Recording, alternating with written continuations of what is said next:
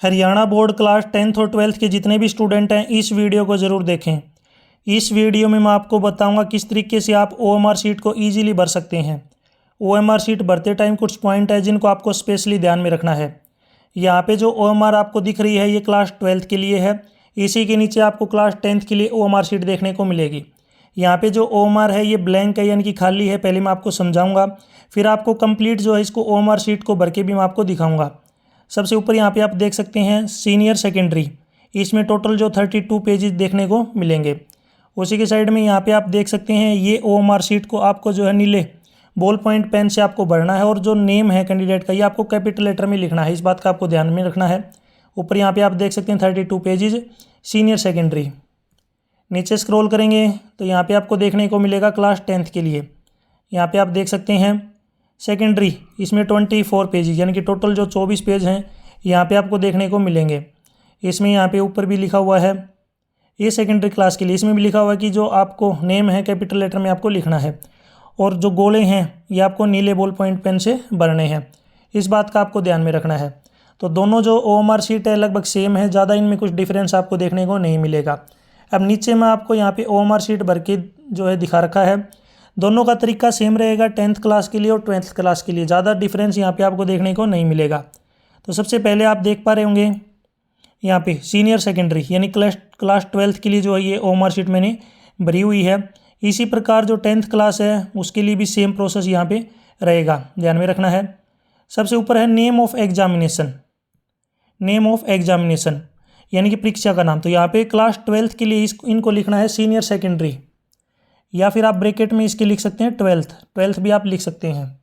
यदि आप 10th class के स्टूडेंट हैं तो आपको केवल लिखना है सेकेंडरी, और ब्रैकेट में अगर आप लिखना चाहें तो लिख सकते हैं 10th क्लास। नेक्स्ट है सब्जेक्ट, सब्जेक्ट जिस सब्जेक्ट का को एग्ज़ाम है वो आपको सब्जेक्ट नेम लिखना है। फिर परीक्षा का दिन और तिथि, किस दिन आपका एग्ज़ाम है और तिथि क्या है यानी कि डेट क्या है। तो सबसे पहले वेडनेसडे और आगे आपको डेट लिखनी है। नेक्स्ट है उत्तर देने का माध्यम यानी कि medium of answering the paper, या आप जो पेपर दे रहे हो वो किस मीडियम में दे रहे हैं। अब इंग्लिश सब्जेक्ट का पेपर इंग्लिश मीडियम में रहेगा, लेकिन अगर आपका बाई चांस मैथ्स का पेपर हो तो मैथ्स का पेपर आपका हिंदी में है तो आपको हिंदी मीडियम लिखना है। अगर इंग्लिश में है तो आपको लिखना है यहाँ पे इंग्लिश मीडियम। आपका एग्ज़ाम कब है यानी कि सेशन आपको लिखना मॉर्निंग या इवनिंग, तो 12 बजे के बाद जो एग्ज़ाम हो रहा है ये आपका इवनिंग में काउंट होगा। वार्षिक परीक्षा, तो इसमें आपको लिखना है कि वार्षिक परीक्षा फरवरी मार्च 2026। नेक्स्ट है प्रश्न पत्र के ऊपर लिखे कोड यानी कि सेट ABCD दर्शाएं, यानी कि आपको क्वेश्चन पेपर का कौन सा कोड मिला हुआ है ABCD। बाई चांस से A मिला हुआ है तो यहाँ पे आपको A लिखना है। नेक्स्ट है किसी शारीरिक अक्षमता से प्रभावित हों तो टिक लगाएं, यानी कि यदि आप फिजिकली चैलेंज्ड है तो आप टिक लगाएं। यहाँ पे बॉक्स दिए गए हैं। B का मतलब यहाँ पे है दृष्टिहीन यानी कि ब्लाइंड। D मतलब यहाँ पे है डेफ यानी कि डम, यानी कि आपको दिखने में सुनने में हाथों से लिखने में अगर कोई भी प्रॉब्लम है तो यहाँ पे आपको टिक लगाना है।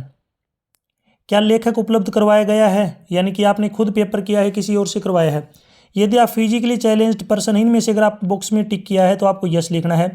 अदरवाइज आपके कोई भी दिक्कत नहीं है, आप खुद पेपर दे रहे हैं तो यहाँ पे आपको लिखना है नो, यानी कि आपने पेपर खुद किया है किसी और से जो है हेल्प से नहीं करवाया। ये ऑप्शन तभी यस लिखना है जब आप ऊपर वाले में से किसी को टिक करें। आगे है कि एक खाने में एक अक्षर लिखें, नाम के प्रत्येक भाग के बीच में एक खाना रिक्त छोड़ दें। यदि परीक्षार्थी का नाम 24 अक्षरों से अधिक हो तो केवल नाम के प्रथम 24 अक्षर ही लिखें, यानी कि आपको जो नाम लिखना है हर एक खाने में एक ही अल्फ़ाबेट लिखना है। अगर आपके नाम के बाद में कोई सरनेम लगा रखा आपने तो उसके बीच में आपको एक बॉक्स खाली छोड़ना है। अगर आपका जो नाम की स्पेलिंग है 24 लेटर से ज़्यादा है तो आपको पहले 24 लेटर लिखने हैं। ये केवल ऑफिस यूज़ के लिए है, UMC से रिलेटेड है। यदि आप चीटिंग करते हुए मिलते हैं तो ये भरा जाएगा इसमें, यानी कि क्या क्या चीटिंग मिली है आपके पास और आपसे सिग्नेचर करवाए जाएंगे, तो ये आपको बिल्कुल भी नहीं छेड़ना है। ये बार कोड है इसका।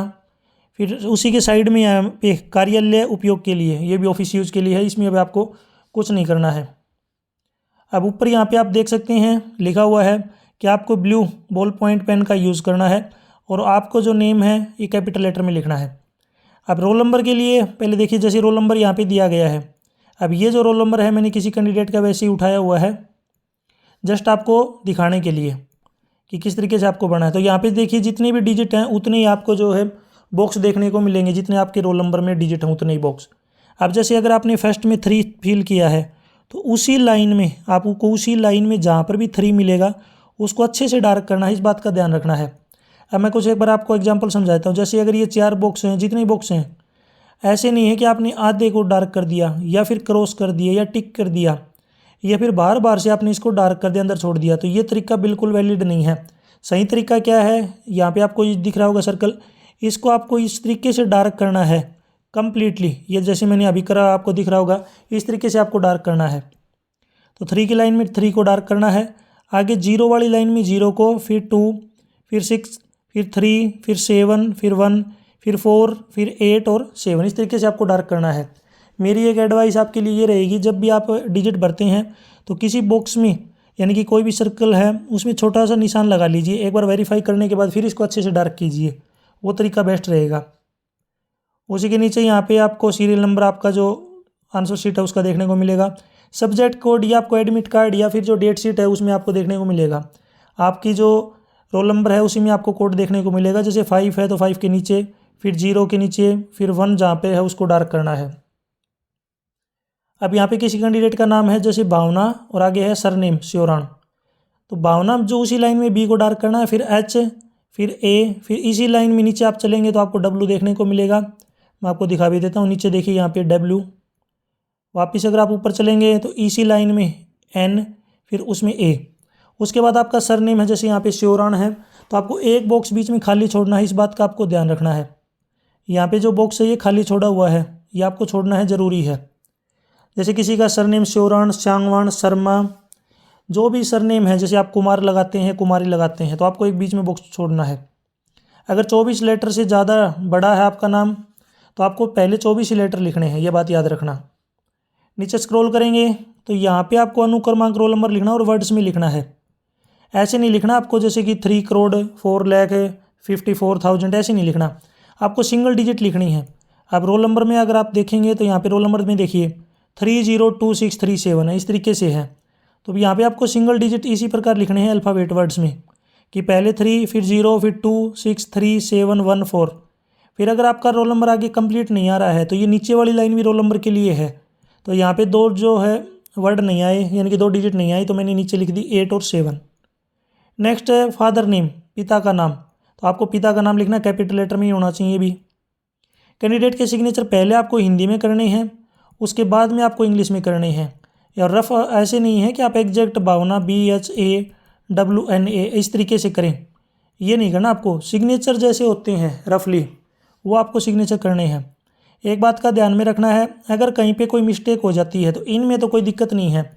अगर कहीं पे मिस्टेक हो जाती है तो फ्लूइड वगैरह यूज़ न के बराबर करें, यानी कि कोशिश करें कि फ्लूइड का यूज़ न हो। अब इनमें सबसे ज़रूरी चीज़ वो है रोल नंबर आपके। अगर आपने रोल नंबर बिल्कुल सही से किए हैं, कोई भी मिस्टेक नहीं है, तो वो फिर उसके बाद आपको कोई भी प्रॉब्लम नहीं होगी, आपकी आंसर शीट वगैरह चेक हो जाएगी। लास्ट में जो ये नीचे दिया गया है ये सिग्नेचर आप करेंगे कौन, इन्विजिलेटर जिनकी ड्यूटी है, वो पहले ऊपर जितने पर्टिकुलर हैं उन सभी को वेरीफाई करेंगे, चेक करेंगे कि उनमें कोई गलती नहीं है, फिर वो अपना नाम लिखेंगे, सिग्नेचर करेंगे। कृपया परीक्षार्थी के दिए गए निर्देश पीछे पढ़ें, यानी कि जो परीक्षार्थियों के लिए नीचे ही पीछे इसी के पीछे बैक साइड में इंस्ट्रक्शन देखने को मिलेंगे, वो आपको पढ़ने हैं अच्छे से। यहाँ तक वीडियो अपनी कंप्लीट हो चुकी है। वीडियो अच्छी लगी है तो उसको लाइक करें, अपने दोस्तों के साथ जरूर शेयर करें। और भी वीडियो देखनी है तो मेरे YouTube channel MS education TV के ऊपर जाके देख सकते हैं। अगर आपका कोई भी डाउट है, मैं फिर से पूछ रहा हूँ, आपका कोई भी डाउट है तो कमेंट में ज़रूर बताएं, मैं आपकी ज़रूर हेल्प करूँगा। पर्सनली अगर आपको पूछना है तो सोशल मीडिया का लिंक आपको इसी वीडियो के डिस्क्रिप्शन में मिल जाएगा, वहाँ से आप मेरे से कॉन्टैक्ट कर सकते हैं। और साथ ही साथ कॉमेंट में अपना डिस्ट्रिक्ट ज़रूर बताएँ कि आप कौन से डिस्ट्रिक्ट से हैं और कौन सी क्लास से हैं। ज़रूर बताएं कि 10th क्लास से हैं या 12th क्लास से हैं। डिस्ट्रिक्ट और क्लास ज़रूर बताएं कमेंट सेक्शन में, ठीक है।